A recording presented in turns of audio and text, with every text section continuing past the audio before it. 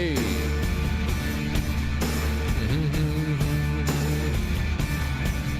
All right. Hey, everybody. Dancing on the head of a pin. Pick up your feet. And we're here chilling out on a Monday night. It is Columbus Day. But who would know that? Who would know that, man? There's going to be a lot going on tonight. Over the course of 3 separate broadcasts. What are you talking about, Frank? 3 broadcasts? You're right. That is strange. But tonight, on the Monday night broadcast, the 7 o'clock that we're starting right now, we are going to have a wonderful time going through a little bit of a grab bag, and then we're bringing on Alaric the Barbarian to do a little bit of Christopher Columbus Day, the Age of Exploration. And that's going to bring us right to about 8 o'clock, a little bit beyond that. We'll take an intermission. We'll come back. We'll do some of your super chats, a couple of your calls. And then I'm going to be off by 8:30 because I'm going to start up session 2 of Book Club with Jay Dyer for Mario Puzo's The Godfather, which has been a real thrill. Real thrill. 3 more weeks of this, and I can't wait to read the other 2. I have the other 2 books. I found The Last Don and Omerta in a free book giveaway at the UPS store not too long ago. I said, oh shit, now I got all 3. So I'm going to read it out. That's just going to be continued education on my part. But tonight we're doing session 2. That'll bring us to about 9:30. And then there's going to be a bonus stream afterwards at some point. I'm not going to tell you when because I'm not going to hold myself to any hard time. But I will be going live afterwards, and you'll know why in just a little bit. That'll be from Studio B. So let's just talk about what we're going to be doing tonight a little bit more. Thank our sponsors, BlueMonsterPrep.com. Ladies and gentlemen, drinking water, filtration, emergency food, gas masks, heirloom seeds, 2-way radios, solar power generators. You need it. There's stuff for your dogs there. All right? BlueMonsterPrep.com. Go there, use promo code Frankly. If you don't know what you're doing, where you want to start, if you feel the tension and the heat of the world, making that doorknob a little bit warm to the touch, suddenly you feel the heat, and there's plenty to talk about, plenty to heat. Go and check out what Pat and Gina have in store. There's a lot of great guides there, and of course they will get on the phone with you and guide you through whatever you need as well. There's also trustworthy gold and silver providers. That is quite frankly .gold, our friends at Wise Wolf Gold and Silver, botanical chocolates, magazines, remote Qigong classes with Rob, so much more. Please go to the affiliates page on quitefrankly.tv and be a patron of theirs, because then they will remain friends with us. Okay, tomorrow night in studio we have Michael Collins, Wandering Wolf. He is in New England filming some foliage and all that. He just came back from Easter Island. He's a world traveler, as you know. And he'll be in studio. We get to shake hands and do a stream, albeit a short stream. We'll be going live from about 7 to 8. Just chit-chatting about the world and what he's up to and all that stuff. I heard that he's going to become a father. So that'll be a celebratory event. And then I'm going to go off into band practice. And that's the end of the official broadcast week of Quite Frankly, but there's going to be so much amazing stuff on the network all the other nights of the week. I was talking with Cody and Abe about that. We're going to put on some throwback Frankly episodes. We're going to put some recent best ofs on. Friday the 13th, you're going to have a Friday the 13th marathon, no doubt about it, but it's going to be the first real Halloween-y week on the network. And even though I will be, I don't know, smuggled away somewhere in the woods, I will be checking in and probably even watching some of the stuff that is on the network that night because I love it. And I think that we're doing great things and more great stuff coming ahead. So that's all I have to say on the announcement end of things. All right. What else? Anything else? No, that's it. That's it. Okay, so Alaric the Barbarian. He is going to be our guest tonight, but before he comes on after the intro, I'm going to go into the wonderful grab bag and see just what the hell is going on. Well, wouldn't you know it? Joe Biden's younger brother, Frank,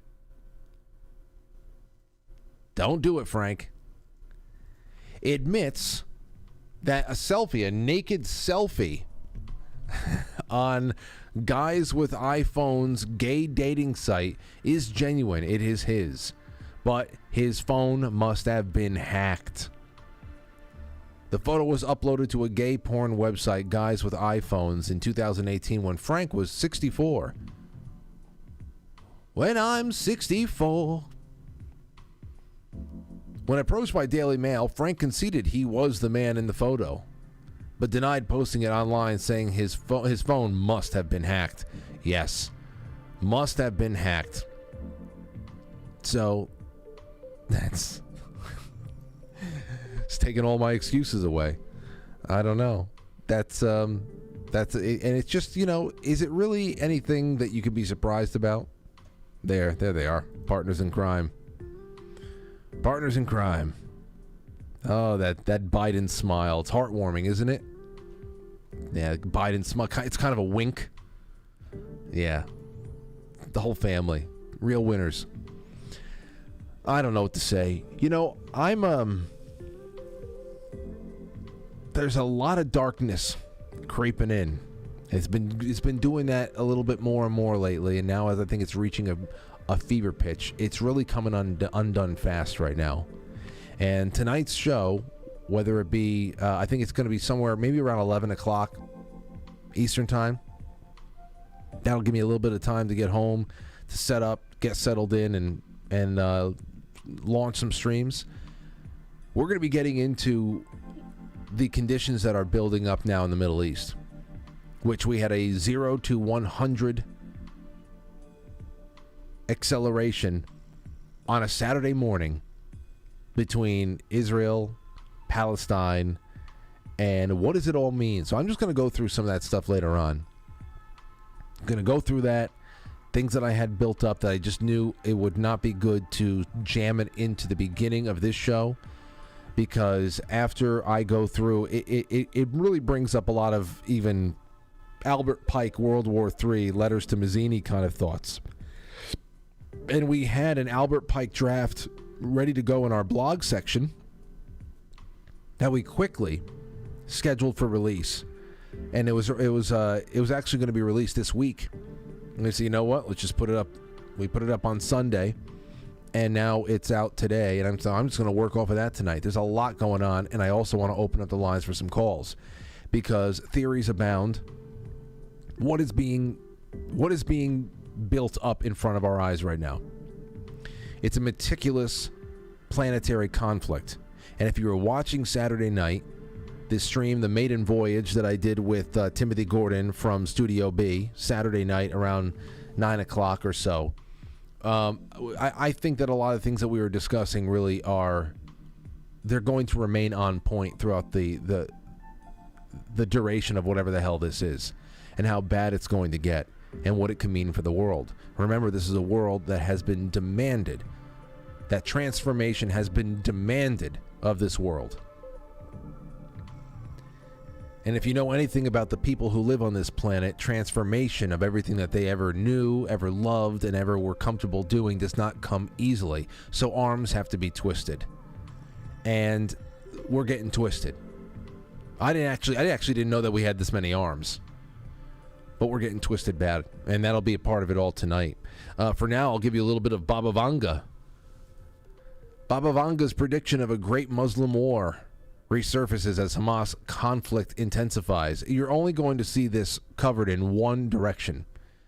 Like most things, there's going to be unanimous agreement on certain things, and then the farther down you go into the layers, you'll find it'll go to the other side. There's very rarely anything that's balanced, and it doesn't matter at this point. Doesn't matter. So I'm always open for the Baba Vanga predictions, but we are not out of the woods as far as what Ukraine is. And that's the big thing about Ukraine. From the beginning, wanted to know what that was going to be transformed into. When you have a conflict that was never, ever going to be won, we have a conflict that was always bad prospects from the beginning for the NATO, U.S., quote-unquote, Ukrainian side. And throughout the entirety of that war, when it was still getting sufficient media coverage, because it really died out. We're just talking about this, too, that it really just hit the wall with coverage of that war. And boom, here we go, a transition. Now, it hasn't ended out there.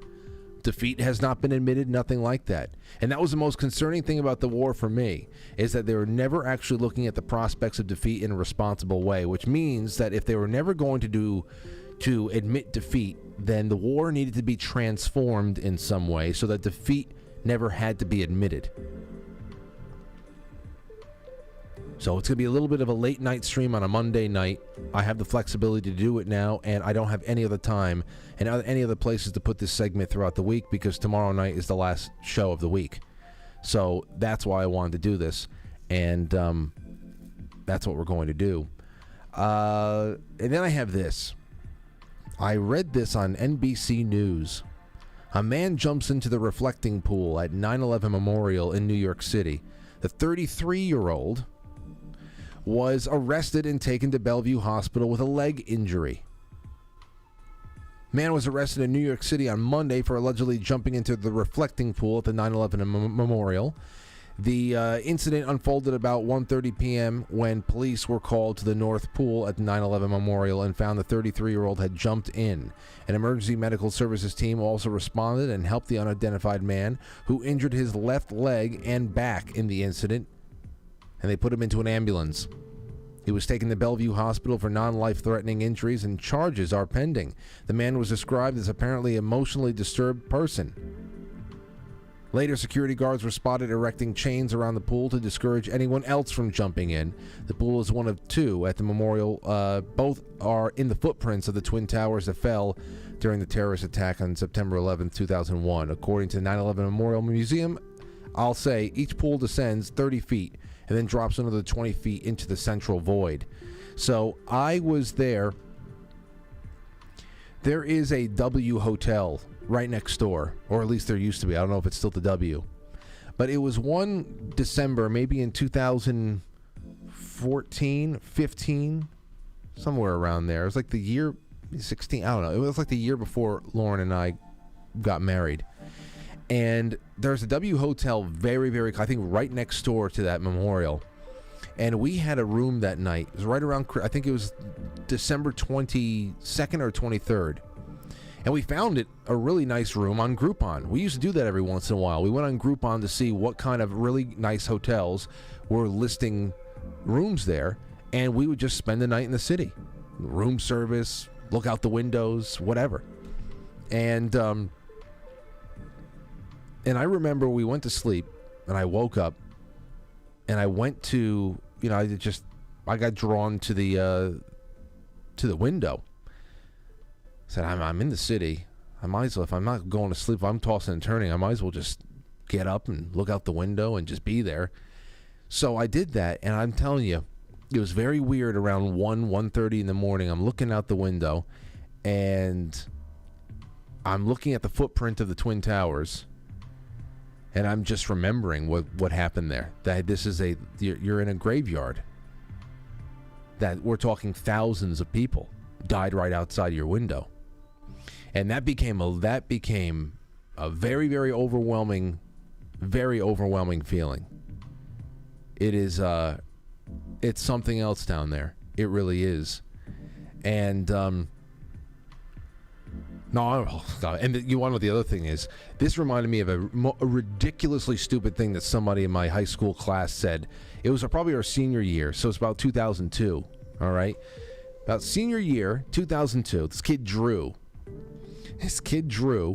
we were all in class and everybody was talking about it. Every once in a while it would come up because it's still very fresh and we were all young, and some of our classmates were already committed to going into the Army or the Marines, and shit was going on like that.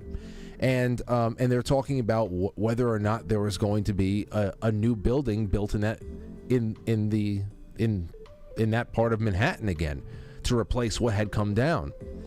Well, our friend Drew, who was not kidding.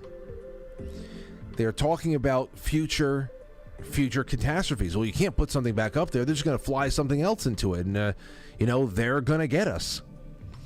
Well, Drew said, well, maybe one thing that they can do is that they can put like a pool of water at the base of the building. So if people had to jump this time, they would have some water to go into. There was silence. Dead silence.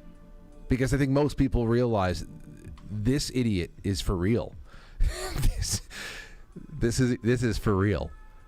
Can you imagine that? To jump to the pool, Just incredible. I'll remember that for the rest of my life. Me and some of my friends still talk about that. It'll come up. Somebody will make a crack about jumping into the pool to save. Oh, the other thing too. I realized something about YouTube. It might be self-evident to you guys. You probably already knew that, but you need to really clear your search history on YouTube. If you want to see all the people that you subscribe to, or thought you did, or forgot you even subscribed to, if you want to see them again, you've got to clear your search history. Every once in a while, clear it out on YouTube, clear it all out. And all of a sudden, your suggested page will be flooded with things that you remember being subscribed to, but you haven't seen them in so long. I am still watching 9/11 building collapse videos. Okay, it's a month now. And I can't stop. I don't know what the hell is wrong with me. Other years, a couple of days, it's over. But the level of fascination, because I can't believe how much footage there actually is. I'm seeing things that I've never seen before. And then I also realized that, then I gotta get rid of it all. So I cleared it out last night, and all of a sudden I started seeing everything that I forgot I was even subscribed to. So you all should do that too from time to time. Clear out all your search history, because what you do is, as you click along, that's what the algorithm starts giving you, more of that feedback loop, and then you just get lost in a cycle of content that might have just popped up for you at a time. It could have been seasonal, it could have been a holiday, an anniversary of some sort, and then all of a sudden you're stuck there forever. Do yourself a favor, every once in a while, clear that out. All right, well, enough of the reflecting pools and all that other stuff. Let's go to something that should be a point of pride for all of us, but is slowly being wrestled away, and that is the age of exploration, namely Christopher Columbus on this Columbus Day 2023. Alaric the Barbarian is the return guest. He'll be with us shortly. For now, let's kick this all off. Ladies and gentlemen, please help share this show around. Get it to all your friends and family. I'd love to introduce myself to them tonight and then never let them go. All right. Be right back.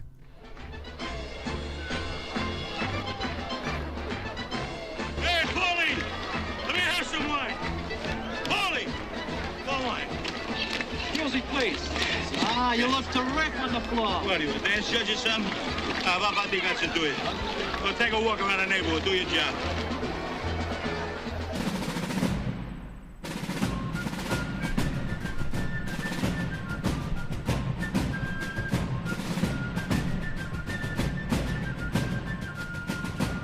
You let one ant stand up to us, then they all might stand up. Those puny little ants outnumber us 100 to 1. And if they ever figure that out, there goes our way of life. It's not about food. It's about keeping those ants in line. That's why we're going back. Does anybody else want to stay? Let's rock!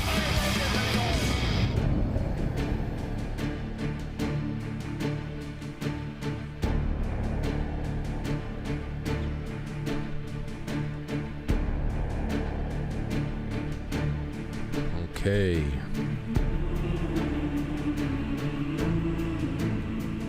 October 9th.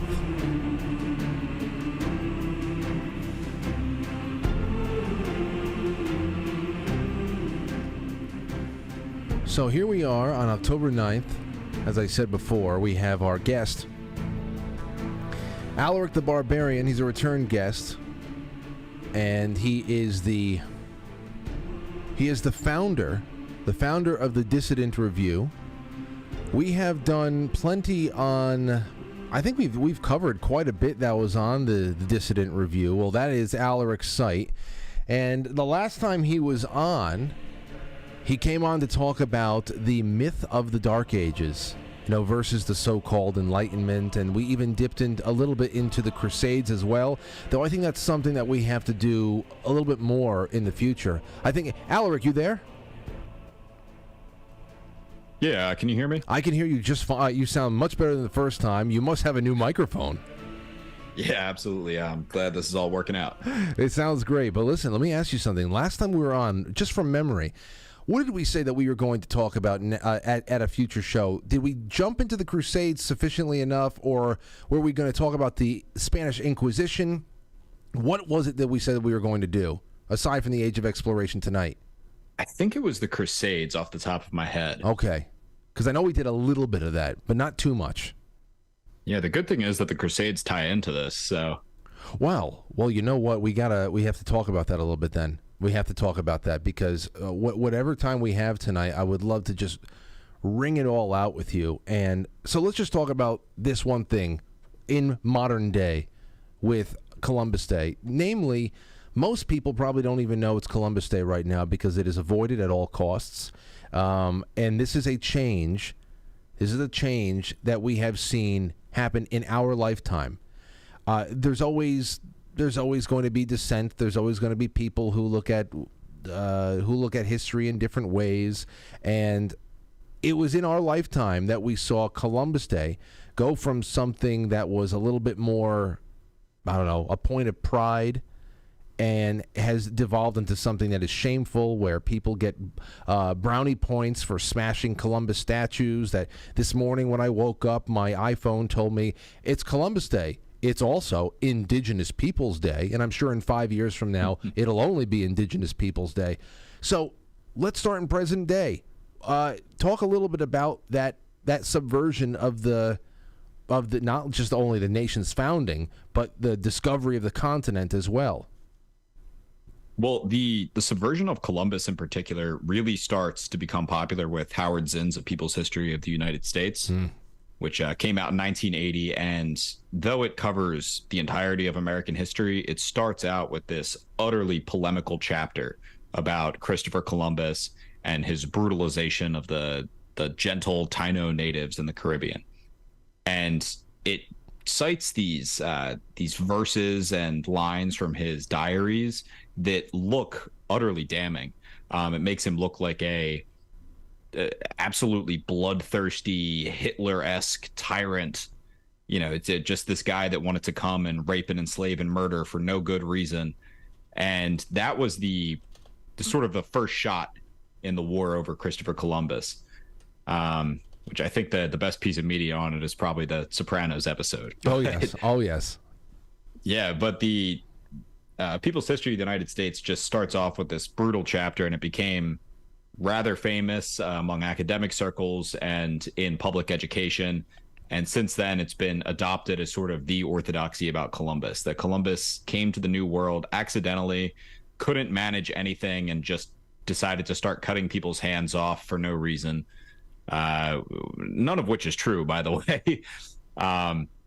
Basically, 99% of the facts, I'm making finger quotes, even if you can't see me, cited by Zinn are just not true. But it stuck. It was a very powerfully written and sort of, it was a polemical piece of writing. And that kind of thing sticks with people when you're told that somebody you've traditionally looked up to is actually this awful genocidal maniac. That idea sits with you, and it sat with the American people. And a lot of people just accept it as fact now. And even if they're allegedly pro-Columbus Day, they'll qualify it with, well, I mean, I get he did some bad things. No, he didn't really do anything wrong. Well, he did something very typical of the era. And honestly, in my opinion, very great. He opened up a new era in world history. I would love to talk a little bit about that, because this is not something new, especially when you think about the stories like Sally Hemings and Thomas Jefferson. He was wrongly smeared about the whole Sally Hemings thing. That was not real. But, of course, that was a media attack that was not only launched in the time, in Jefferson's time by a political opponent of his, but was then brought back to life in the 1990s when Bill Clinton wanted a little bit of heat taken off of his sexual encounters and endeavors in the White House at the time. So we see this happening with everybody at different degrees for different reasons. Sometimes a modern figure will try to create a little bit of cover fire by bringing up a beloved character who had similar issues, or if you want to be able to discredit the reason and the legitimacy of an entire civilization for existing, to be able to level it and rebuild it in your image, then you'll do something like this to Christopher Columbus. So would you be able to talk about an example or two of excerpts that are usually used to show Columbus to be some kind of a bloodthirsty monster and the proper context that they should have been in? Yeah, absolutely. Before that, though, that's interesting that you bring up Jefferson, with that being contemporary propaganda. A lot of the things that Zinn cites and that anti-Columbus scholars cite are contemporary propaganda. They're Spanish Black legend elements from Dutch and English Protestants who had a geopolitical and religious rivalry with Spain. They did not want to see Spain prosper. They wanted to launch attacks against Spanish morality and sovereignty. So they cooked up a lot of fantastical, insane stories about the brutality and, evilness of the Spanish in the New World. And nobody on continental Europe could deny it because they weren't in the New World. So it was a propaganda campaign. And one of those elements that's cited is from this Spanish monk, Las Casas, who writes, I have a passage somewhere in here. He wrote quite a bit about Columbus after only meeting him maybe once, and even that's debatable. And he says that Columbus is a great guy, and then goes on to talk about the abuses of the Spanish that were there in order to justify more church money going to him. And so you get all this weird contemporary propaganda environment that gets misappropriated by modern scholars who mostly just hate the idea of America and hate white people. But as for specific passages, the most famous one is the one that he actually starts out with, and he's talking about the first contact between Columbus and the natives. And the passage is, "They brought us parrots and balls of cotton and spears and many other things, which they exchanged for the glass beads and hawk's bells. They willingly traded everything they owned, ... They were well built with good bodies and handsome features, ... They do not bear arms, and they do not know them, for I showed them a sword, and they took it by the edge and cut themselves out of ignorance. They have no iron, their spears are made of cane, ... critically, they would make fine servants, ... again, with 50 men we could subjugate them all and make them do whatever we want." Now, those are all from different days of his journal. All of those ellipses cut from different lines, different paragraphs, different days of his own diary. When he's talking about they would make fine servants, for example, many of them had scars. The actual in context passage, he's talking about how a lot of them had battle scars and things like that.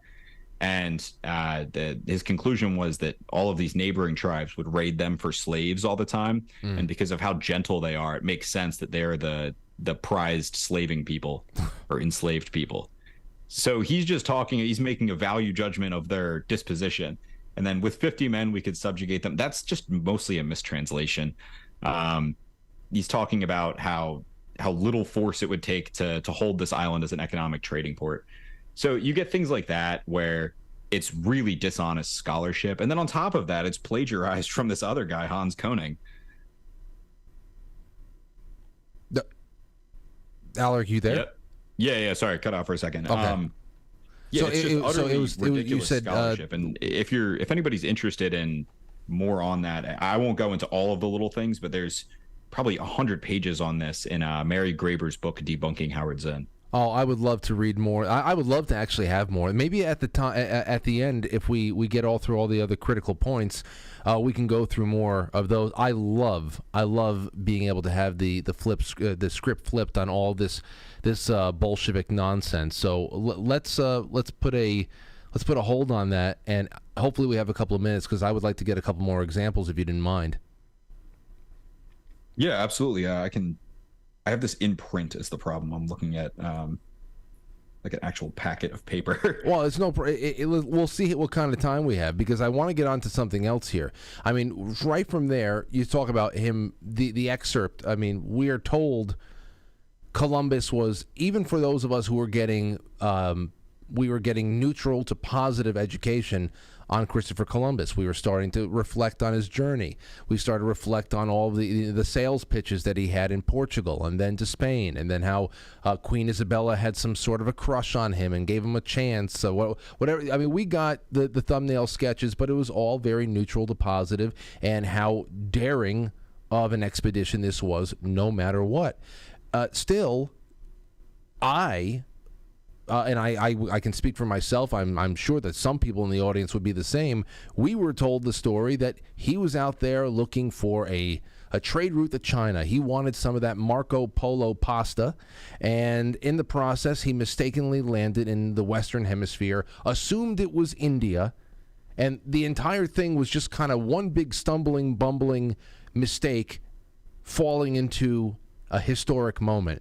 Can you tell us a little bit about that? Was that the actual case? Did he not know where he was going? Yeah, this is what I find much more interesting about Columbus, this whole angle of things.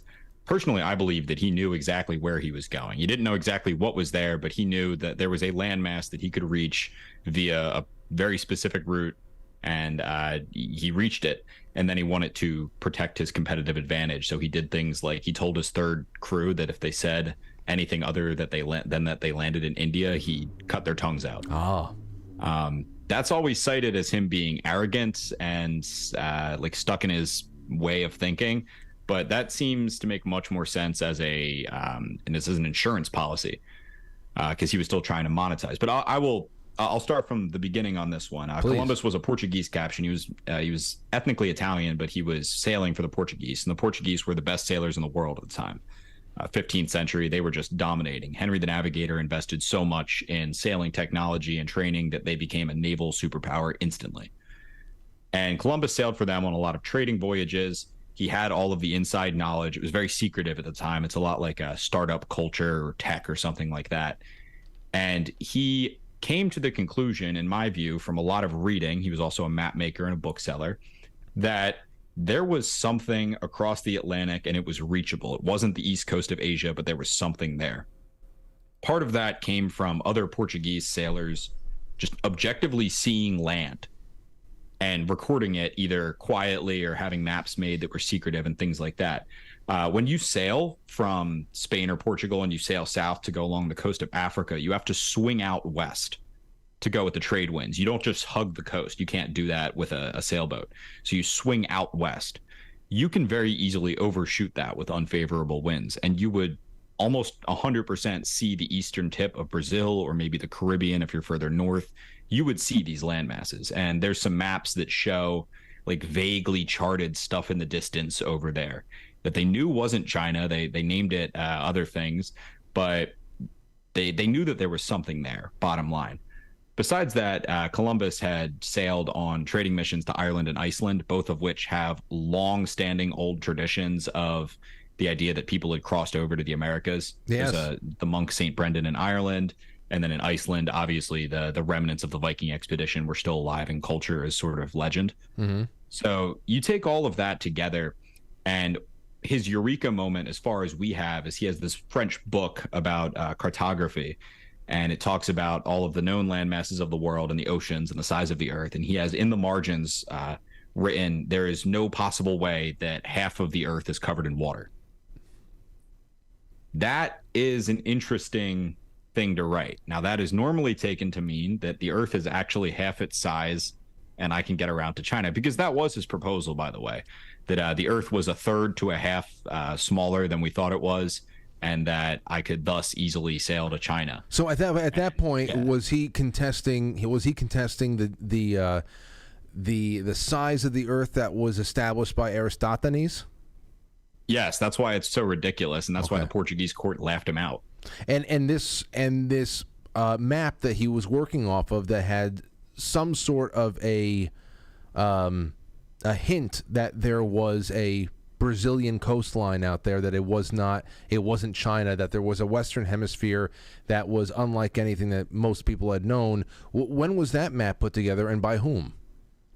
Well, that was a Portuguese map in 1424. I don't know if he had access to that map, but he would have certainly heard the rumors that led to the creation of that map. This is a very insular kind of in-group environment where everything's very secretive unless you're in the know. And if you're a captain, you're in the know. Interesting, very interesting. And I was going to ask you about that too. Where the expeditions of people like Leif Erikson, were they known to Western Europeans? And because we grew up taught that Leif Erikson landed somewhere near Nova Scotia, something like 400 years before, like around the year 1000. So what did they think that was, that he, or was that information that wasn't really as readily available to Western European explorers as we have it now? Yeah, I don't believe he would have had any direct knowledge of that, because knowledge of it was mostly lost. It was, some references were preserved in some sagas, if I remember correctly, some Viking sagas. As far as I know, we have his personal library, and he didn't have access to those, but he would have been in the sailing taverns and whatnot, Newfoundland, up north. He might have heard something about that. That's speculation. The Portuguese knowledge of a landmass across the Atlantic, that's real. Interesting. And I was just corrected. It was Newfoundland, not Nova Scotia. I knew they got close. Anyway, all right. So it's up there somewhere. so continue on with that. I'm sorry for interrupting. Oh, you're good. So he brought this proposal to the Portuguese court that the Earth was smaller than proposed, and that you could sail 30 odd days west and reach the east coast of Asia, or Japan, or China, or India, or something like that. Which they laughed him out because they knew that it was ridiculous. They knew the size of the Earth. They had known the size of the Earth for over 1,000 years. This was not some kind of contested idea. And obviously the Earth being flat and people believing in the Earth as flat, that's not true. I haven't seen somebody espouse that in a while, but don't look in the chat room then, Alaric. You don't look in this chat room then. You'll probably find a few. That's life. But yeah, so Columbus just knew that nobody thought that it was flat, and that's why he couldn't go west. They just thought that he would die. And he was asking for 3 ships, which is quite a bit of investment, and a lot of men, a lot of supplies. This is a big investment. So the Portuguese court said, no, we have a profitable trading empire. We're not going to entertain this ridiculousness. He went to Spain, and he ended up in Spain, essentially pestering the Spanish court for 3 years about this. 2-3 years, something like that. And their scholars all said the same thing, that he's crazy and stupid. But the idea was not that he was genuinely proposing this. It was at its face so absurd that he had to be hiding something.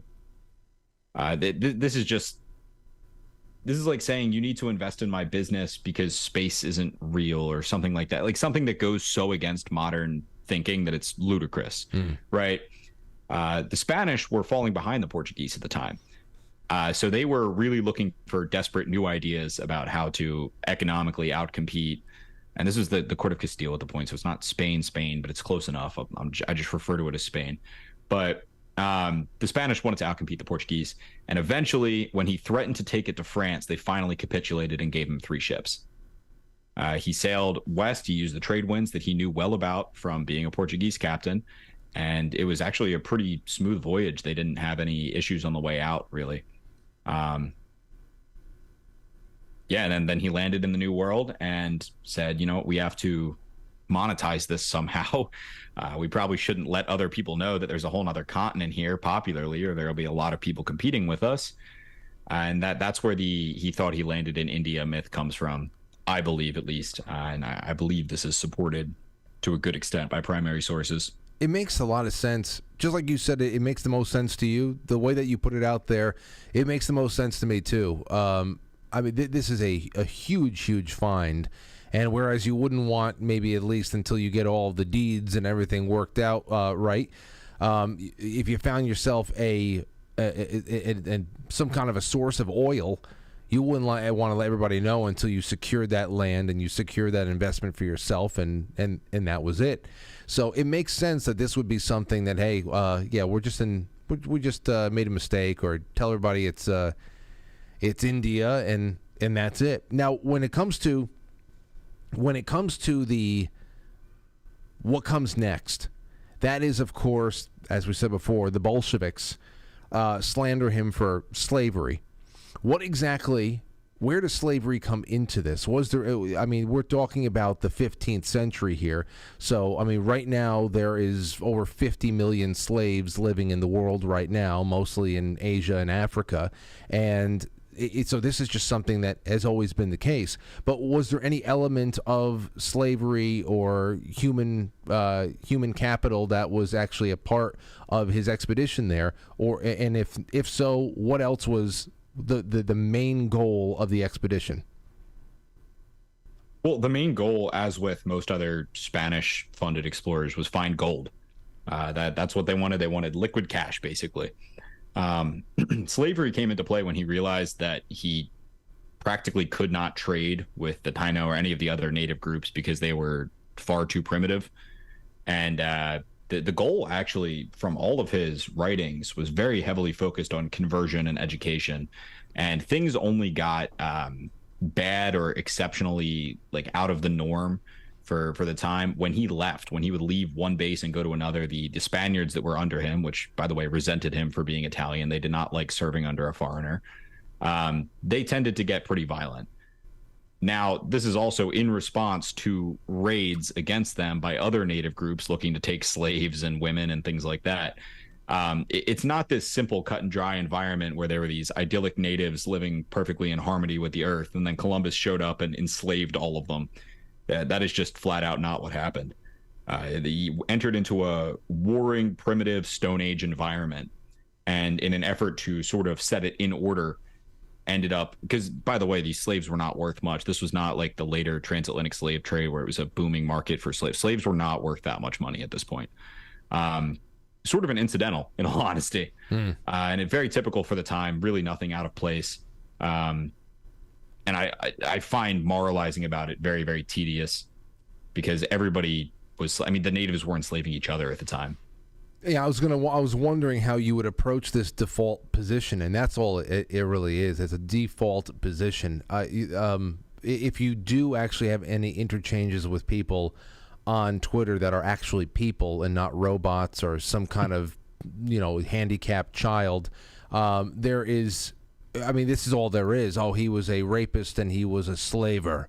Rapist and a slaver. And it goes hand in hand with the very often cited noble savage theory. It's essentially like Avatar. What they're saying is, like the movie Avatar, that Christopher Columbus, he represents a high-tech gang of brutes who arrived from across the sea to rape and pillage a peaceful kumbaya circle. And everywhere that you found in the Western Hemisphere was peaceful kumbaya circles. And I have to imagine that is a tedious position for someone like you, who really spends their time researching and publishing thoughts and papers on stuff like this, to actually be dealing with such simplistic and negativist views on history that really serve nobody any good. Yeah, certainly. By the way, with the rapist thing, they do cite Columbus as a rapist, but it's very funny because the natives, upon his landing, gave him 2 girls as like a present, and they were both probably around 10 to 14, and he was horrified by that and had them clothed, fed, and returned. So this is not nearly as simple as people make it out to be. You end up with this sort of occupation guerrilla war between a small number of Spanish, sailor fighters, and then quite a large number of natives who have really no organization. And then you do have conflicts between them. You do have barbarity between them. This is completely normal in the human course of events. It's ludicrous to just say, oh, well, these guys did it better, so they're bad. The other thing is, any of the conquistadors in particular, because the Spanish are the worst slandered of the exploring peoples of the 15th through 17th centuries. The Spanish are always the worst slandered. Most of the time when they showed up, all it was a regime change for the average person.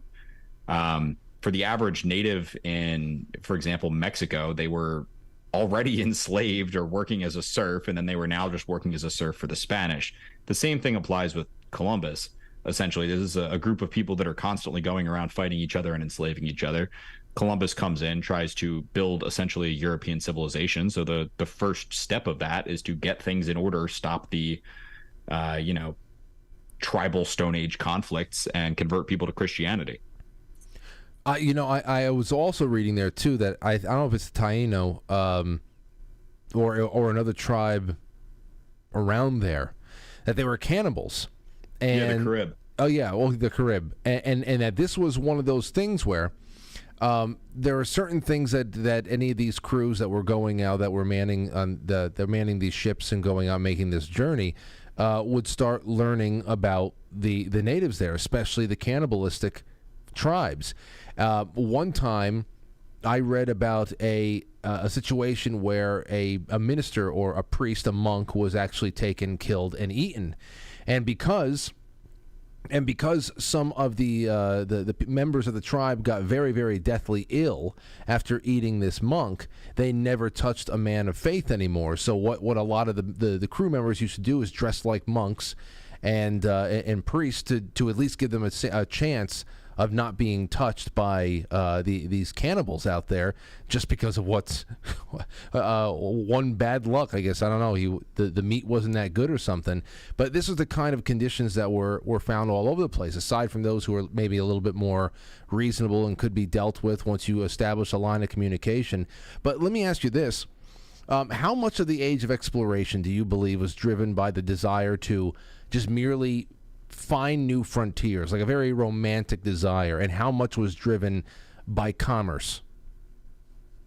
Well, it was all underpinned by commerce, and it wouldn't have happened without commerce. So to that extent, it's 100%. But all of the men doing it, you read their writings, and all of them were there for, glory for themselves, glory for the crown, glory for God.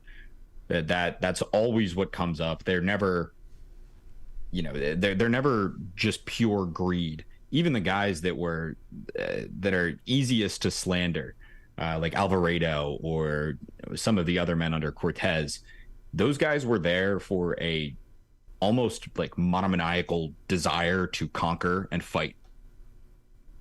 So you have guys there that are there purely for the fight. You have guys there that are there purely to convert the natives and proselytize to them. You have guys there that just want to get rich. You have other guys there that want personal glory for themselves, especially a lot of the sons of Spanish Hidalgo families that had sort of fallen from prominence since the end of the Reconquista. So I think it's a complex thing, but a lot of the people there were there for the very romantic reasons that we tend to pretend are fake. I guess it's just the best of both worlds. You're getting paid to do something you love and something that you know is monumental in size. So going from, and of course, please always feel free to draw this back to Columbus, but I also want to expand it out in general to the age of exploration that you're talking about there, that those couple of 100 years that all this was really getting done. In your opinion, who's some of the most consequential and maybe underappreciated explorers and conquistadors of that era? I'd have to say, while Columbus is a hot button issue, he essentially opened the gates. He was a genius navigator and a visionary thinker, but the people that came later, for example, Hernan Cortez and Francisco Pizarro, are literally men out of some kind of ancient Greek epic. They're just, it's almost incomprehensible, the stuff that these guys got up to. And I find slander of them tends to be easier in some ways by leftist types, because they were in fact military commanders. But at the same time, it's harder because everything they did was naturally really cool. And it's very difficult to make it not look cool. Give us some examples of that. I would love to hear a little bit more about that. Go ahead. Well, Cortez landed in Mexico after he was actually declared a criminal and an outlaw by the governor of Hispaniola, who, because, by the way, Cortez was getting with both of his sisters-in-law or something like that, and the guy tried to recall him. It was this guy Velazquez, and Cortez disregarded him completely, recruited 300 men and a couple of ships in a matter of 1 month, and set off for Mexico. He lands in Mexico. He finds out that it's a brutally hostile land governed by a giant empire that's militarily complex and sacrifices thousands of people every year. Already insane. This is something completely incomprehensible to the European mind, for example. This is something that hasn't been around since, as far as they were concerned, since like Sodom and Gomorrah. He lands there. He says, all right, we're going to burn the ships, dismantle them, and burn the remains, because we're not turning back unless we conquer this place. Wow. Already, that's a movie right there. I'm baffled that there isn't one yet. But he then proceeds to march through this entirely hostile territory full of people that very literally sacrifice and eat each other, win every major military engagement and minor military engagement, reach the capital city, which, by the way, is an artificially constructed floated island with 300,000 people on it, and then take captive the king. At that time, that was Moctezuma, and then conquer the empire. By the way, between taking the king captive and fully securing the conquest of Tenochtitlan and the siege, he proceeded to go meet another group that was sent there to capture him, defeat them in battle, and then convince them to join him. And this is all with an original 300 people. Yeah, it's incredible. It's such a small number of men. Actually, I apologize. Cortez might have had 600. I mean, they always worked in either way. It's a very, very small number. Yeah, when you're comparing it to a civilization of hundreds of thousands, yes. Yeah, it's absolutely incredible. I think they were over 1 million involved, like fighting-aged males in the Aztec Empire at the time. The thing with Cortez too is the slander for him is that, oh, he didn't do anything. It was all the native allies. And it's like, no, he had to individually defeat all of these native tribes and then get them to join him, which they were not unhappy to do. They didn't really like the Aztecs, but still, he commanded them. So the siege of Tenochtitlan had 100,000 men on his side.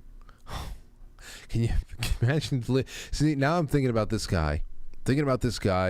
Taking a couple of hundred guys from home. He's pretty much on the run. He wants to avoid some legal trouble back home. Gets himself a couple of ships. Goes out there and before some time is at the head of a 100,000 person fighting force. It's just, what the hell kind of a story is that? That's incredible. And on top of that, the reason why we have wild horses, that's because of Cortez as well. Is that what I heard before? It's sort of a distributed thing where Europeans brought over horses in different places. But yeah, no, he's one of the reasons. That's what I heard. Hemingway had his cats, but I heard that that Cortez was really the reason why we have still to this day wild roaming herds of horse all around the Americas. All right, so that's Cortez. Yeah, and he's just one figure. I mean, he's a major figure. He conquered Mexico, but all of the men under him have these insane stories like that. And then all of the men with Pizarro in Peru, all of the men with De Soto in Florida, all of these guys. By the way, De Soto was in Peru first before he went to Florida. He was like Pizarro's top guy. So he was negotiating with the Inca Atahualpa, and then he decided to go to Florida and become the first explorer of continental America. Wow. These guys are just incredible. I mean, in terms of historical value, first of all, they all changed the world order drastically, which we still feel today. And then besides that, it's these utterly incredible stories that we just let Bolsheviks slander and pretend aren't cool. Well, yeah, that's what I'm saying, that there's such a certain kind of suicidal activism that is built into these modern day movements. The activism is suicidal. I mean, even when people stand there and they do the easy thing of all of these hundreds and hundreds of years later, smashing statues, burning books, demanding that certain people be condemned that have been dead since, and who the hell knows how many years ago now Columbus has been gone. But it's so suicidal that not only are you assisting well-funded, much smarter people at the top who are pointing and clicking and having you respond to it, like just it's almost like having a laser pointer with your cats. All these activists on the ground who are just sweeping through city streets, and they're sweeping through college campuses, and they're causing all this havoc, and they're demanding all this ridiculous change. They are just the steamrollers for a movement that they stand to benefit nothing. They're not going to be made into generals or commanders or being given some kind of big administrative roles. They are nothing. They are a temporary steamroller who otherwise is useless and possesses no skills. And it's also just, if you think about how, when I say suicidal, not only is it laying the groundwork for a societal collapse, and that is a suicidal in itself, but they're also, people are begging, when you push back against this history and just wholeheartedly say it's all bad and it should have never happened, what you're essentially saying at this point is, I should have never been born. It's really really weak. It really is. Yeah, and that was very well said. With Zinn in particular, that was his explicit goal, was just undermine the legitimacy of America. I mean, the guy was an open communist. He was in the Communist Party, and so when I say communist, I mean he literally had a card. This was somebody who did not have your interests at heart, and as a result, his his best known work was to go through American history and just take apart every single item in it and say this was actually bad. And then obviously down the line, this sort of becomes, you get spin-off movements like Indigenous Peoples Day, because Columbus has blood on his hands and the indigenous peoples certainly don't. They were all very nice to each other all of the time. They definitely weren't butchering each other and torturing each other to death, or, engaging in slave raids on other tribes and then on white settlers. It becomes completely incoherent historically. And I don't hope to change their minds, like the activists. I don't hope to change their minds, because what is wrong with them is fundamentally biological most of the time. It's just this resentment of anything higher. It's this resentment of your own life and the world that surrounds you. But I can hope to help people that are outside of that state realize to not buy the bait from them. It's a wonderful place to be, I think, especially at this time. If there's anything that we would... any position that we could be in during a time of such intellectual, giving up. I wouldn't even say upheaval. This isn't upheaval. This is giving up. And I think that when people like you are put in the positions that you're in to be an independent purveyor of information and to repackage old stories for newer audiences, that sounds very MCU. But it's not a reimagining.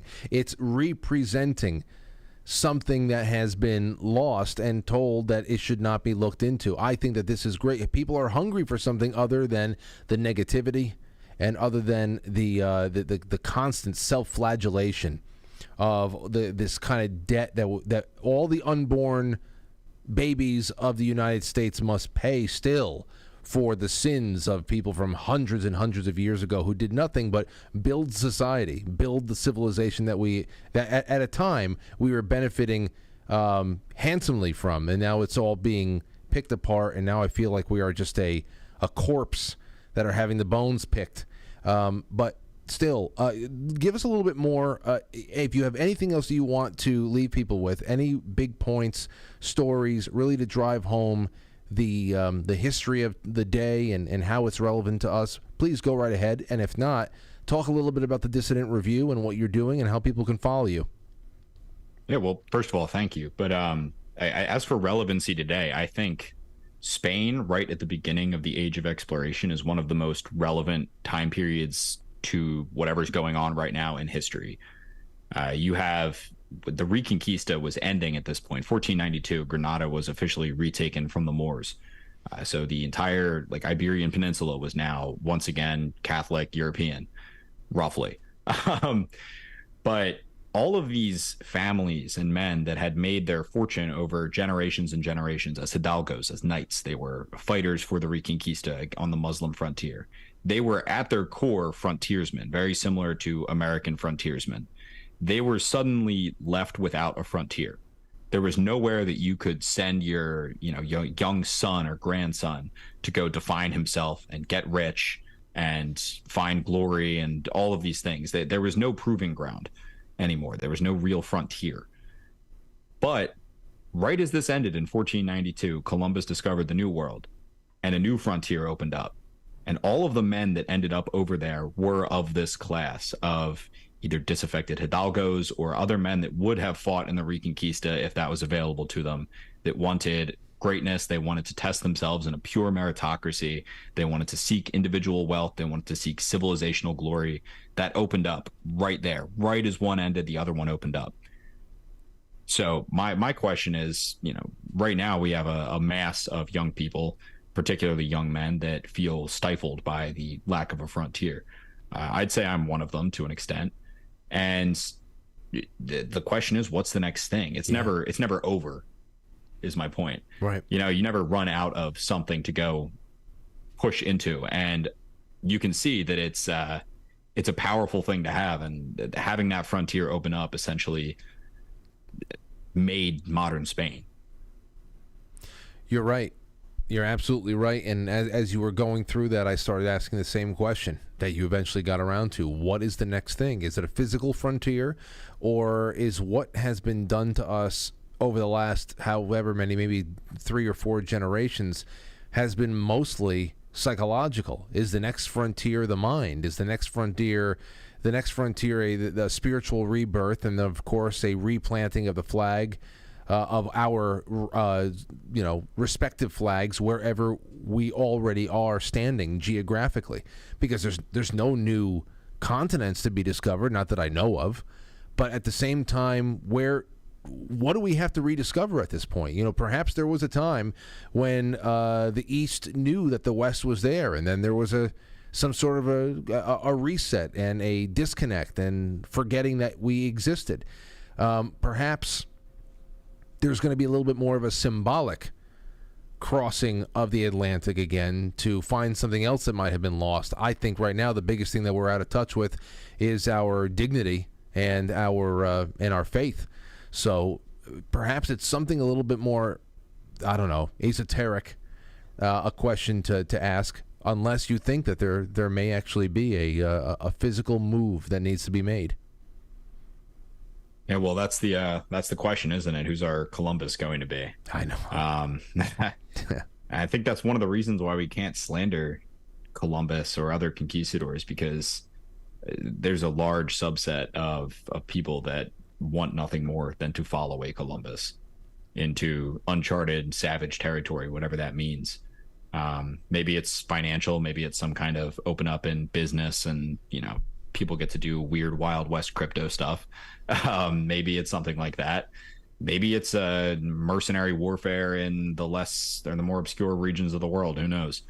You know what would make it a lot easier is if it was easier to get past government regulation. I know that there's a lot of people just right here in this country who would love to dip into areas, forest regions, whatever the hell else, that has been pretty much made into no-go zones by governments. I mean, I know that there are plenty of people who would love to just go out there and take the treacherous, the trek over to Antarctica and ask some questions, see if there is something beyond just an endless icy wasteland, and get a little bit more out of this this part of the world that has been closely guarded by an international law. There's so much restriction on wherever there is left to go and poke our heads. I mean, obviously there's plenty of places that you can go and just be free to look anywhere, but it's nuts. I even saw that in many national parks now, they're limiting free speech on national parks. I saw TruthStream Media and other people cover this story, where you go into a national park, and if you wanted to film inside of a national park, you need to have a special license if you are a YouTuber. That's annoying. Exactly. I mean, we're talking, and here we are talking about men who took months-long journeys across the ocean in sailboats to be able to see what's on the other side of it. And now it's becoming a little bit harder for us to bring it to the sword. Right, exactly. Now it's harder to bring a camera into a patch of woods if the government owns the woods. It's nuts. Yeah, while that's true, I will say, how do I phrase this? What the conquistadors and those with them would have thought of things like this is that you need to get to a point where there are rules, but are there really? For example, Cortez being recalled by Velazquez right as he's about to leave, he could just rally the men and go. You know, Pizarro, he was in Spain when he was petitioning for, actually first he was down in Peru and he'd gone twice and it hadn't worked out, and they were going to go back and just declare it over. So instead he stayed on an island with a couple of guys, 13 actually, the famous 13 they're called, and said, you know, send a rescue ship. We'll take that and we'll keep exploring. So that expedition, by the way, his first exploration of Peru was completely illegal. And then he went to Spain and he was supposed to rally a certain number of men, and he didn't. And he sailed by night and left illegally. So you get a lot of things like that where there's such a spirit that it can't be restrained by petty regulations. Now, I won't advocate that because breaking the law is bad and I am a strict legalist, but I will say that's the animating spirit of the time, and maybe if that animating spirit is around today, the restrictions will matter less. Point taken. Let's start the reanimation. That's what I say. Alaric the Barbarian, I love your work. I can't wait to have you back again. We will figure this out off air what the next topic is going to be, but these history nights are really, really something else. Is there anything you want to leave people with, especially how they can find you? You're very active on Twitter. You got a wonderful account there. You've got the Dissident Review. That is linked inside of the description of this episode. But if I'm missing anything, please let people know what it is. Yeah, that's about it. I will say for the full piece I wrote on the Conquistadors, it's in the Dissident Review Volume 2, and then it's also available online at arctos.com. So you can just look up exploration, and it's a 5-part article. Well, thank you again for the time tonight, man, and we'll talk soon. Yeah, thank you for having me on. Have a good night. There you go, Alaric the Barbarian, ladies and gents. That is one hell of a guy to watch and follow on the internet. Go and make your lists. He's on my history and culture list on Twitter. Been building that up so I can just jump right into my lists, watch things, keep track of accounts that are tightly categorized so I don't have to watch the fucking Krasensteins with their kazoo voices. Can't take it anymore. I can't take it. There's so much I can't take. What kind of a world would it be if the Krasensteins were the ones that had to go find the new world? Wouldn't happen. What world would it be if the Krasensteins had to stop the Moors from invading? That's not going to happen. Nope. No. Well, maybe we could be friends with the Moors. Well, if you think about it, who would do something like this? Come on, Moors. Come on. Can't we be friends?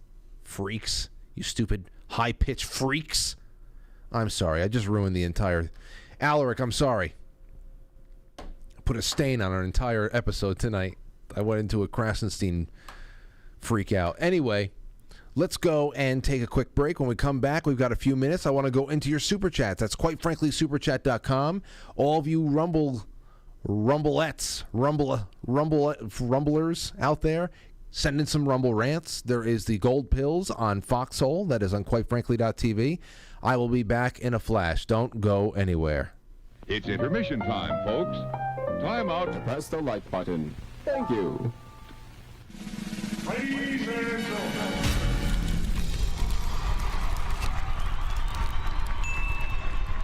Welcome to Intermission. Quite frankly. Quite frankly. Quite frankly. Quite frankly. Quite frankly.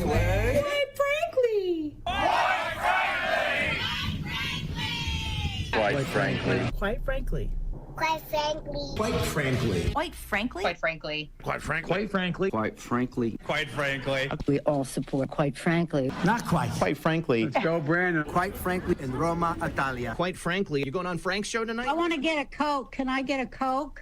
So everybody watch, Quite Frankly, with Frank.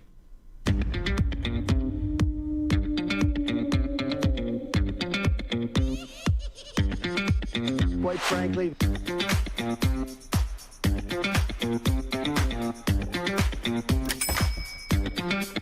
How dare you?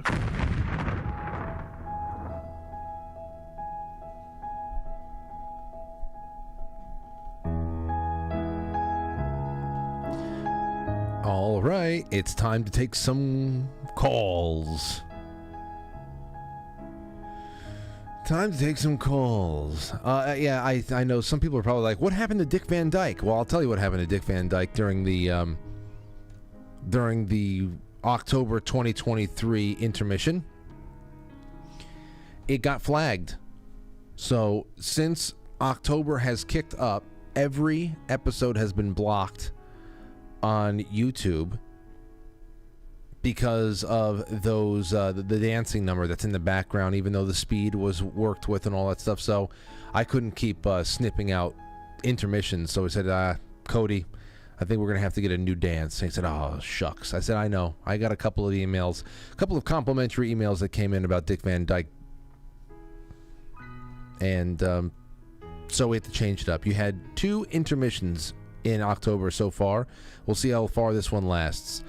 All right, over on quitefranklysuperchat.com, Stostoop says, great Columbus Day, Frank, and Frankly's great guest tonight. I agree. I absolutely agree. Oh boy, Valuna just overwhelmed me with a tip and said, for the studio at home, I watched the Sunday stream earlier and it made my day. Great show as usual. I keep spreading the word, even to complete strangers. They all promise to watch, and I'm sure they will.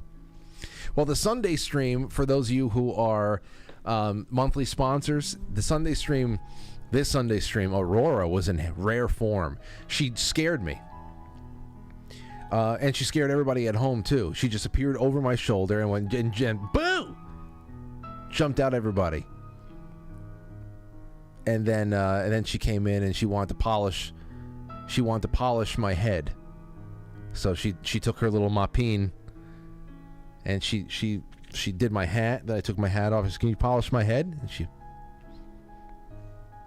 anyway, that is the unlisted Sunday stream. Saturday night, what did you guys think about the Saturday night stream?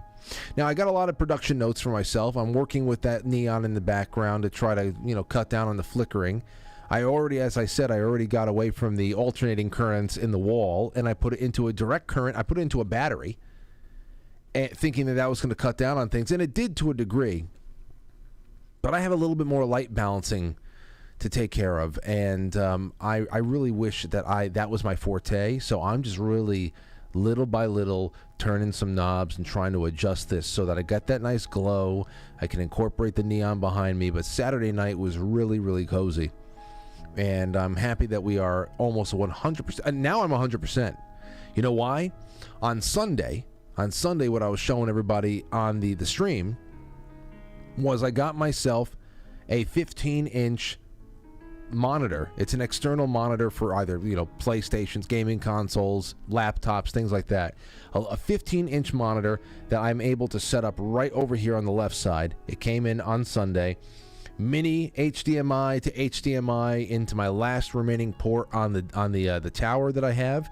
And now, whenever somebody calls in as a guest on Zoom, I can relegate them to the little 15-inch over here, so I don't have to sacrifice any more of the 2 screens in front of me, because over here I have 3 screens.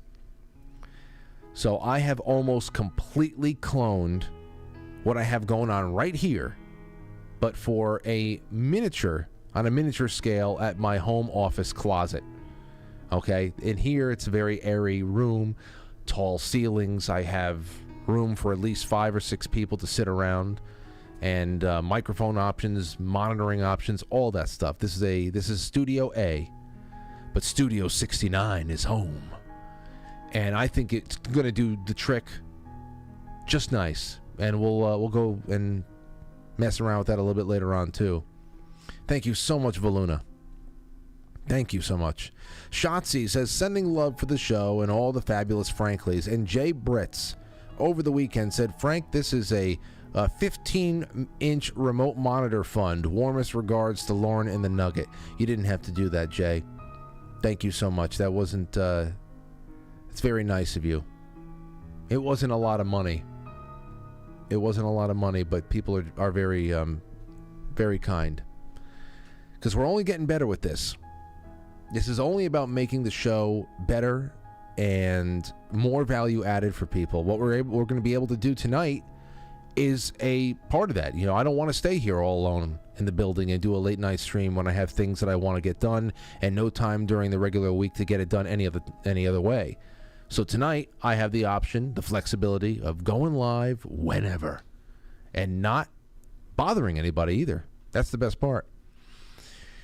Alrighty, let's see here. Let me go into Rumble, and we have a Rumble rant, and that is from Salion.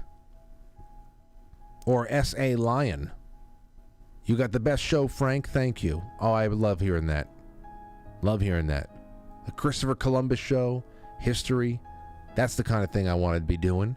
Jen Moole says, I just have to say, quite frankly, has been added to my vocabulary these days. Quite frankly, this is another great show as usual.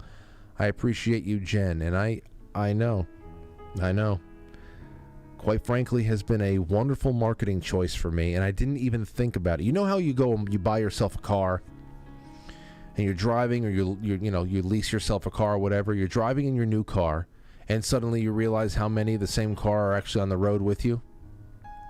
It was the same thing with Quite Frankly. I didn't realize how many people say it, how often people say it, and then it just becomes one of those things that you kind of just smirk at. A little bit of a smirk. Everybody's helping me out. Okay, over on Foxhole, and I'm going to open up the lines here, 914-200-0269. Want to hear from you. What do you think? Any Columbus Day remembrances, whatever the hell else. As far as what's going on overseas, if it is a war concern you have, save it for later on, because we're not going to have enough time to explore it right now. Let's see here. Robert Sarnes, thank you so much. Sean Joe. Falkalon says, hey, Frank, any chance you can wish my daughter a happy birthday? My daughter, Josie, turns 18 today. Oh, God bless. Josie, you're 18. You have no clue what that means to your father. You have no clue. Okay? You have no clue. It is a surreal thing.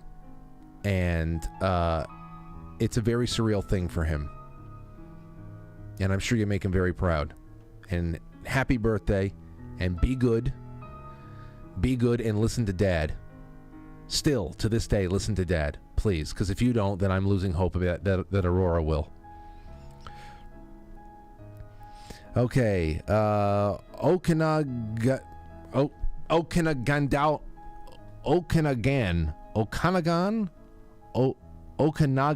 Okanagan downhill. Says, my first cookie, happy Thanksgiving from Commie Canada. Well, thank you over there. Happy Thanksgiving to you. NJSF, thank you. Swickly says, I believe that Columbus's journey was ordained by God, and now here we are. Indeed. That's why I said it is a suicidal, it is an act of, it's just suicide. You're declaring your wish to be dead. It makes no sense. It makes no sense. We shouldn't be here. What? What? Oh my God. But that's what they're essentially saying every year. It's just knee-jerk at this point. You know what the real thing is? It's not even about Columbus. It's not even about Columbus. It's knee-jerk reaction to people around you that you have been trained to feel disdain for and disgust for. And when you have been trained to see people around you as enemies and not as potential friends and family and brothers and sisters that you can embrace and have something in common with all of them, many more things in common than you have different, then it becomes almost a mission in life to make sure that the people around you that have all the identifying marks of those in the opposing tribe, that they should be rooked of everything that they enjoy doing. So it doesn't matter if it's Columbus today or something else tomorrow. Whenever it changes, the incentive for a lot of people in these circles is to deliver a message that takes away joy from others, because they are essentially joyless. They are joyless. They have moments of levity. They have moments of they get dopamine rushes. They have good laughs. They have, they're able to inebriate themselves a little bit. But is it really joy? Is it really a surge of joy, or is it temporary hits of pleasure, and where is that pleasure coming from? Because as you can see, it's all very confrontational. So I don't even think it's about going out there and learning something about Christopher Columbus. You think that the average person who defaults to Christopher Columbus as a rapist and a slaver can actually talk about Christopher Columbus in any way, shape, or form like Alaric the Barbarian can? Do you think that they have any kind of knowledge? No. It is a default position because what they are doing is they're acting from a standpoint, pre-programmed standpoint of joylessness, and to go out there and be confrontational on behalf of somebody else who stands to benefit far more than they. So that's really, you're talking about broken individuals. Those are the only people who would beg to not exist. NJSF says the Treaty of Tordesillas was contentious in Portugal. Portugal insisted on the line which included Brazil. C. Blanche, thank you so much. Paulie9363 says Christopher Columbus spread the globe psyop for the Inquisitors. So there you go. There's another side there. C. Blanche says great show, awesome guest. Thank you, C. Blanche. NJSF says one of the underrated navigators of the Age of Discoveries is Bartholomew Diaz. Oh, I remember that guy. I don't remember anything he did, but I remember the name. We got all this. We really did. It may not have been a long chapter, but we got all this stuff in social studies and in grammar school. It was still there in the 90s. It was still there. And like I said before, it was presented in anywhere from neutral to positive. And last year, I remember I showed you a little bit of home video from 1993, a Columbus Day parade in my town in 1993. How amazing that was. I got to bring that out again soon. I should have had that ready for tonight, but we didn't have enough time. If it was a normal 2-hour show, I would have had that up again, but we have to get off in a little bit.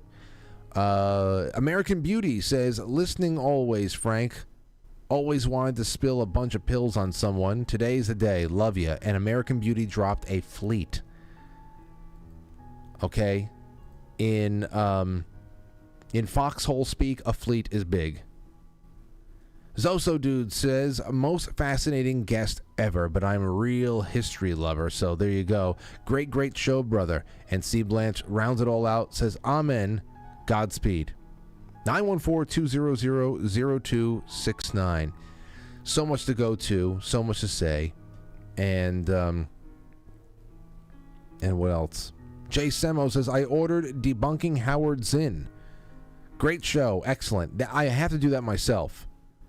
I'm glad he brought that up, Debunking Howard Zinn, because I have read a lot of Zinn, but I have not gone cover to cover. It's one of those things where I don't want to spend so much time inside of that hellhole, but I would love to read the Debunking Howard Zinn. That'd be nice to have Howard Zinn actually held up against actual information, because you know where this all goes to, right? This all leads you to things like the 1619 Project, and the fact that that is not only allowed to get airtime on television, but it is published widely. It is given some, really, really good backing.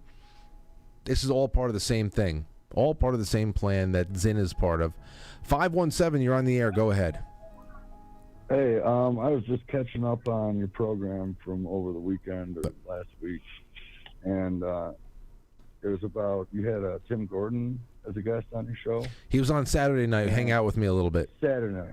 Okay, yeah. So I had to pause the program and try and call. I was like, oh shit, is it? Nope, he's on right now. I got a testimony. I got to the part where you guys were talking about the surprised by the Holy Spirit, And do you remember that part in the conversation? Yes. Am I on speakerphone right now? No, I've got a Bluetooth headset, so my wife's Bible study is not interrupted. Oh, okay. All right. I can step out on the front porch. Man. No, okay. We'll just keep going because we don't have that much time. But yeah, I remember what you're saying about the statement that Pope Francis had made about how all this very vague, weird, open-ended talk about how the Holy Spirit may have some surprises for us in this next synod over here. Yes. Right, and you made a comment of like how does the Holy Spirit go about surprising one? Could you imagine being surprised by the Holy Spirit? Like how does that go? You made a comment like that, and I feel like I have seen the Holy Spirit because like the Holy Spirit's supposed to be Jesus Christ after the crucifixion and risen again, right? I mean, that's correct, right? Well, I wouldn't be able to tell you what I grew up believing in the Trinity is that there's the Trinity for me. So it's one and the same. But what we were talking about surprises was not denying that the Holy Spirit would have. Oh no, I wasn't taking it like that at all. Yeah. No, I totally didn't interpret it like that. Well, so I was driving in some like really dense fog. Like Stephen King couldn't write fog this thick, and it was jigsaw puzzles. So there'd be like a quarter mile of wide open clarity, and you could see this menacing wall of fog in front of you. Vehicles just disappearing into it immediately past the headlights and taillights, just gone. There could be a pile up inside. Okay. And I was on my way driving north to Central to be with my fiance for the weekend, and my dad was like, you should stay, wait till morning. I'm like, no, I'm going, I'm grown. I'm go visit her. One night is like not worth sacrificing for safe drive. I'll just drive slow and steady. Okay, sir. I'm sorry, but we got to get to the conclusion. We got to get to the conclusion okay, though. Well, okay, so I'm like praying to God, in my head as I'm driving alone. Get me there safely for like 20 minutes, half hour, hours. It took me like 4 hours and 45 minutes to get from my place to where it should have normally taken like an hour and a half. Okay. And driving out of this like really dense, thick fog, I kind of asked God for like a sign that everything is going to be all right for me as long as I can just, get there. I'll just get there. If it's late, it's late. And I come out of the fog, and it's like 2 a.m, and I'm on 127 heading north, and there's no way that anyone else is out here. I haven't seen anyone for hours. And the fog lifted? And here's this mini, yep, there's a clear spot where you can see for like a half mile, and I'm only cruising like 25, 30, because I'm thinking pile-ups in the fog. And here's this minivan driving with the most effervescent, like beaming dome light coming out of the windows of this van. And I'm thinking to myself, holy cow, what is going on here? This guy is driving in like deadly fog with the brightest dome light I've ever seen in my life. Okay, well, and I'm going. So was that your? I'm rubbernecking up to it. I'm in the passing lane. I'm like, they're going slower than me. And he led you, and he led you. He led you to the opening. No, I passed the van, thinking, what the heck could they be? It was so important to have the dome light on that's so bright in this deadly fog. And as I get to where I can see the left hand of the driver, it was the Holy Spirit. There was only one person in there, and it was the Holy Spirit in the crucified form, reading a Bible, open Bible on the steering wheel, hands on the Bible. I could see through the holes in his wrist, and his eyes were perfectly aligned with the brightest white hot, like, imagine stepping out in a winter morning, bright sun, fresh falling snow, that blinding, a billion times brighter than that, brighter than the dome light that I thought was the brightest light. So Jesus was driving the minivan. Yes, and don't mock me because I'm not. Testimony. Okay, I've heard a lot of people say, "Why would Jesus drive?" WWJD. Why would Jesus drive? This actually took a great turn. Minivan, why wouldn't he be driving like a Lamborghini or a Corvette? And to all the mockers that I've ever heard when I've given this testimony, I tell them the same thing every time.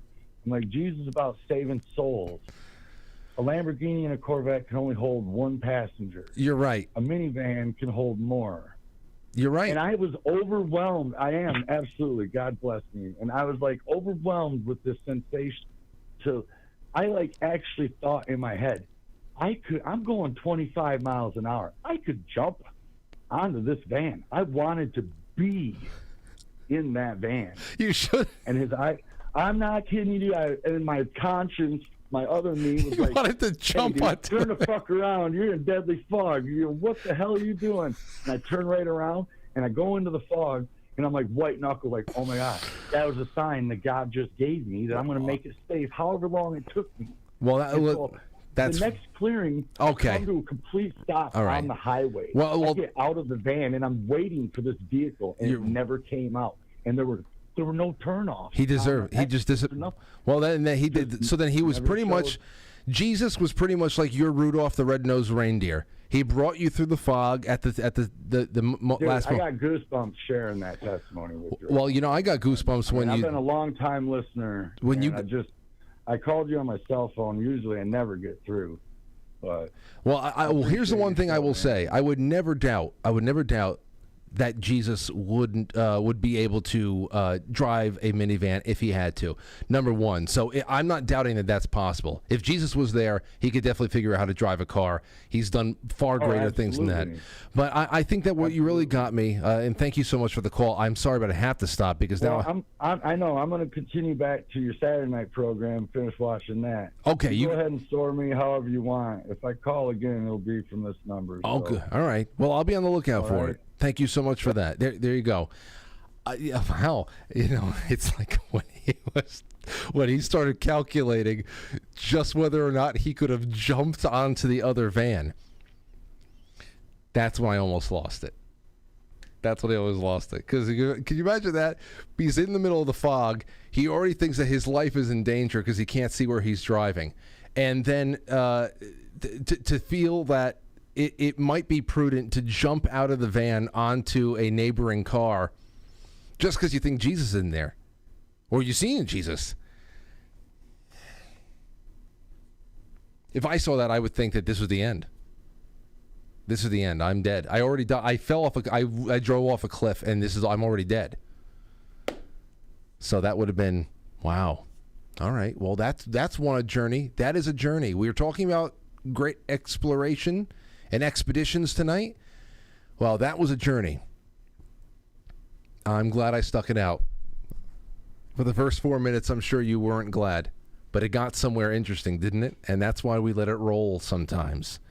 Sometimes. All right, it's 8:28. That is the only call of the evening. Very apropos.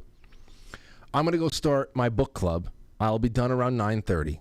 And then we will see what happens. We'll see what happens for the rest of the night. Now, on Quite Frankly on TV, After Hours programming is starting right now. That programming will be interrupted by me when I go live later on at Studio 69, Studio B. Okay, we'll do that later on. I can't tell you when it's going to be. Just keep your notifications on, and I'll try to get some kind of word out to everyone, but who knows? All right. I got something from Lauren.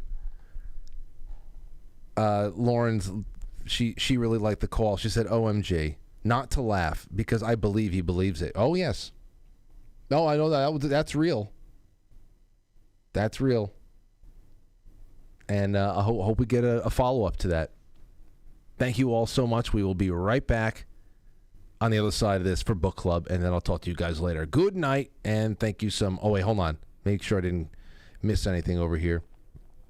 Anything on Rumble? Wait, there might be something on Rumble. Crestmont Bear says, good evening, Frank. Friday night with you and Matt. Always a fun show, and I look forward to them very much. But adding Jay to the mix is electric. Great show. Me, Matt, and Jay, I have a great time there because we can still do whatever. We can still do off-topic things, but and Jay can dissertate on anything that's going on in the world. We can talk big picture, and Matt really enjoys him coming by too.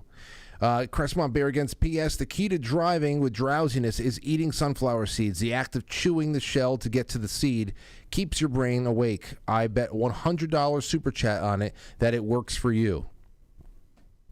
Well, I almost drove home in conditions like that from Vermont a couple of weeks ago. So Anyway, it's 8:30. I got to go. Thank you, everybody. See you soon. I'll catch you on the flip side.